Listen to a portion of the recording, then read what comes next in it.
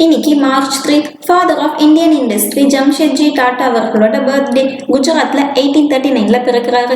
இவரோட அப்பா பாம்பேல ஒரு ஏற்றுமதி வணிக நிறுவனம் வச்சிருக்காரு. இவரோட 14 வயசுல இருந்து அப்பா கம்பெனியில உதவியா இருக்காரு. படிப்பு முடிஞ்சதும் முழுநேர ஊழியரா வேலை பார்க்கறாரு. அப்பப்போ இங்கிலாந்து, அமெரிக்கா, யூரோப் நாடுகளுக்கு பயணம் மேற்கொண்டு சான்ஸ் கிடைக்குது. அப்போ தன்னோட வர்த்தக அறிவை மேம்படுத்திக்கிறாரு.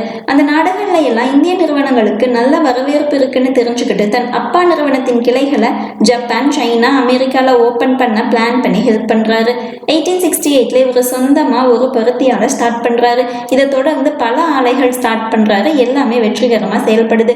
இங்க தயாரிக்கப்பட்ட துணிகள் இந்தியாலேயே பயன்படுத்த ஆரம்பிக்கிறாங்க.